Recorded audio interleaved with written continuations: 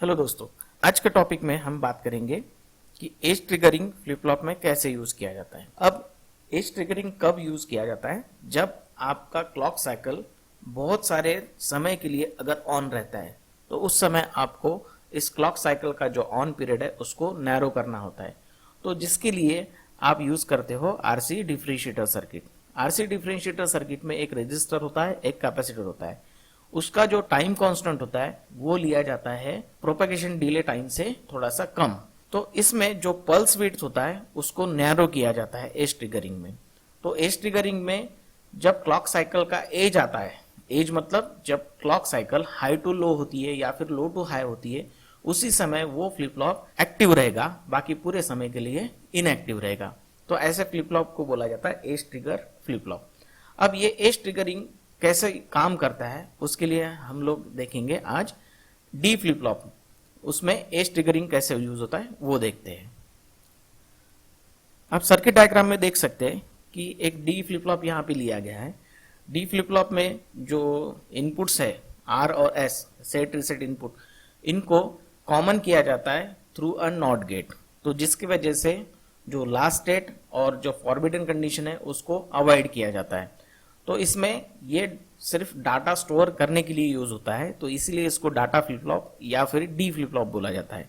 अब इसमें जो एंड गेट्स लगे हैं उसका एक इनपुट कॉमन करके उसमें आप क्लॉक साइकिल देते हो। अब इसमें एज ट्रिगरिंग अगर यूज करना है तो इसको आपको एक आरसी डिफरेंशिएटर सर्किट लगाना होता है।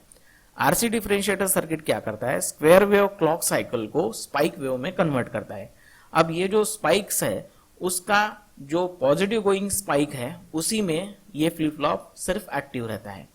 तो ट्रुथ टेबल में देखते हैं कि ट्रुथ टेबल में क्लॉक है, डाटा इनपुट है, आउटपुट है और रिमार्क है। सबसे पहला कंडीशन अगर देखते हैं कि अगर मान लीजिए क्लॉक इनपुट 0 है या फिर उसका वोल्टेज लेवल 0 है तो वो क्या होता है? अगर 0 है तो ऑब्वियसली स्पाइक जो है वो फॉर्म नहीं होगा, वहां पे भी आउटपुट वोल्टेज आपका 0 मिलेगा। तो एंड गेट के जो क्लॉक को जोड़े हुए इनपुट है वो इनपुट को आपको लॉजिक लेवल मिलेगा 0, जिसकी वजह से दोनों एंड गेट अभी डिसेबल रहेंगे।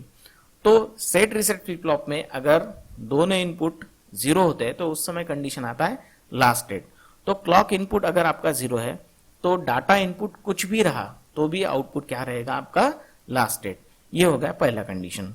अब दूसरा कंडीशन देखते हैं कि मान लीजिए क्लॉक इनपुट जो है वो पहला जो उसका कंडीशन है वो है 0 टू हाई। ठीक है, ऑन आ रहा है, पहले ऑफ था, अभी ऑन कंडीशन आएगा, ऑन पीरियड आएगा तो उस समय क्लॉक साइकिल जो है 0 से हाई हुई, मतलब उसकी जो एज है वो कैसी है? राइजिंग एज है। उसी को आप बोलते हो पॉजिटिव एज। अगर पॉजिटिव एज आता है तो ट्रुथ टेबल में एक ऊपर जाने वाला एरो यहाँ पे इंडिकेट किया है, इसका मतलब ये पॉजिटिव एज है। तो पॉजिटिव एज अगर है तो पॉजिटिव एज में वहां पे जो फ्लिप फ्लॉप के एंड गेट्स है वो थोड़े समय के लिए ऑन रहेंगे या फिर हाई रहेंगे, तो दोनों गेट आपके इनेबल रहेंगे। तो आर और एस इनपुट उसमें से पास हो सकते हैं। अब डाटा इनपुट जो है, चलो मान लीजिए कि वहां पे आपने 0 दिया है, तो 0 देने के बाद डाटा इनपुट में 0 अगर देते हो तो उस समय वो फ्लिप फ्लॉप रीसेट होता है। तो यहाँ पे फ्लिप फ्लॉप अभी रीसेट होगा। तो क्लॉक इनपुट का पहला साइकिल हो गया। उसके बाद में पहले साइकिल में जो हाफ साइकिल था उसमें पीरियड आएगा high to low. High to low मतलब यहाँ पे वोल्टेज फॉल हो रहा है, तो इस एज को आप बोलेंगे फॉलिंग एज या फिर निगेटिव एज। अब निगेटिव एज में जो स्पाइक है वहां पे आपको वोल्टेज मिलता है 0 वोल्ट। तो निगेटिव एज में अगर 0 वोल्ट आपको मिलता है तो गेट तो डिसेबल ही रहेंगे, तो यहाँ पे तो वोल्टेज निगेटिव जा रहा है। तो यहाँ पे आरसी डिफरेंशिएटर सर्किट का जो स्पाइक है वो 0 से भी नीचे जाएगा, निगेटिव एज में जाएगा। तो निगेटिव एज में वोल्टेज अगर निगेटिव है तो क्लॉक साइकिल में जो आपका वोल्टेज लेवल मिल रहा है वो 3.5 से कम है। तो जो मिनिमम वोल्टेज वहां पे चाहिए वो चाहिए आपको 3.5 से ज्यादा। तो उसी वोल्टेज को आप क्लॉक साइकिल का हाई पीरियड समझ सकते हैं। तो उसके नीचे वाला वोल्टेज चाहे वो निगेटिव हो वो 0 ही कंसिडर किया जाता।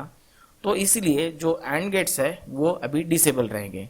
तो जब क्लॉक साइकिल फॉलिंग एज में है, निगेटिव एज में है, पूरा फ्लिप फ्लॉप आपका इनएक्टिव रहेगा, तो आउटपुट जो है आपका लास्ट स्टेट में रहेगा। तो यहाँ पे इनपुट आप कुछ भी दो, अभी फिलहाल लास्ट स्टेट रहेगा। तो ये फ्लिप फ्लॉप सिर्फ पॉजिटिव एज में रिस्पॉन्ड हो रहा है, नेगेटिव एज में रिस्पॉन्ड नहीं हो रहा है। दूसरा कंडीशन देखते हैं कि क्लॉक साइकिल का अब ये पीरियड खत्म हो गया, हाई टू लो, उसके बाद में फिर से आएगा low to high. Low to high मतलब यहाँ पे जो वोल्टेज है वो इंक्रीज हो रहा है, बढ़ रहा है, उसको आप राइजिंग एज बोलेंगे स्पाइक में। तो स्पाइक वेव राइज हो रही है, चलो मान लीजिए कि अभी डाटा इनपुट मैं 1 रखता हूं, तो इस समय क्या होगा, डाटा इनपुट अगर डाटा फ्लिप फ्लॉप में 1 है तो ये फ्लिप फ्लॉप सेट होता है। तो डाटा की कंडीशन के हिसाब से ये फ्लिप फ्लॉप सेट या फिर रिसेट होता है। तो अब क्लॉक साइकिल का कंडीशन है राइजिंग एज है, तो राइजिंग एज में क्लॉक इनपुट हाई मिलेगा, तो स्पाइक भी हाई रहेगा। तो उस समय जो एंड गेट्स है वो इनेबल रहेंगे। अगर इनेबल है तो फ्लिप फ्लॉप इनपुट के हिसाब से रिस्पॉन्ड करेगा। तो अभी फ्लिप फ्लॉप सेट हो गया। ये होने के बाद में स्पाइक वेव में थोड़े ड्यूरेशन के लिए आपका जो वेव है वो एज पे सिर्फ हाई मिला, उसके बाद में पूरे साइकिल के लिए, बचे हुए पूरे साइकिल के लिए जो इनपुट क्लॉक इनपुट है वो 0 ही रहता है। तो इसके बाद में जो दूसरा पीरियड आता है वो आता है क्लॉक साइकिल का हाई टू लो। तो स्क्वायर वेव में हाई टू लो अगर आता है तो यहाँ पे आपको निगेटिव स्पाइक मिलेगा। तो निगेटिव स्पाइक मतलब निगेटिव एज है, तो निगेटिव एज में ये फ्लिप फ्लॉप तो रिस्पॉन्ड नहीं करेगा। तो इनपुट जो है वो कुछ भी रहा, डाटा इनपुट कुछ भी रहा, तो भी आउटपुट आपका अभी जाएगा लास्ट स्टेट में। क्यों? क्योंकि अभी एंड गेट जो है वो डिसेबल है, क्योंकि निगेटिव स्पाइक है। तो इस तरीके से आप ट्रुथ टेबल में देख सकते हैं कि जब जब क्लॉक साइकिल का राइजिंग एज आ रहा है या फिर पॉजिटिव एज आ रहा है, तभी फ्लिप फ्लॉप इनपुट के हिसाब से रिस्पॉन्ड कर रहा है। और जब एज निगेटिव एज या फिर फॉलिंग एज आ रही है तो उस समय ये फ्लिप फ्लॉप रिस्पॉन्ड नहीं कर रहा है, ये इनएक्टिव रह रहा है।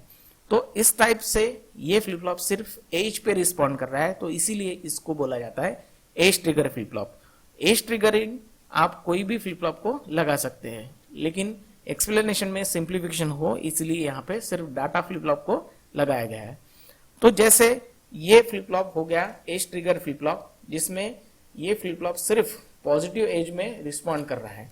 तो ऐसे ही आप इस फ्लिप फ्लॉप को निगेटिव एज पे भी रिस्पॉन्ड कर सकते हो। अगर क्लॉक साइकिल में आरसी डिफरेंशिएटर सर्किट के बाद में अगर नॉट गेट आप कनेक्ट करते हो तो वो फ्लिप फ्लॉप उल्टा बिहेव करेगा, तो वो राइजिंग एज की जगह पे निगेटिव एज पे रिस्पॉन्ड करेगा। तो उस फ्लिप फ्लॉप को बोला जाता है negative edge trigger flip flop. तो दोनों टाइप से एज ट्रिगरिंग यहाँ पे यूज होता है, पॉजिटिव एज ट्रिगरिंग या फिर निगेटिव एज ट्रिगरिंग। तो ये हो गया D flip flop with edge triggering.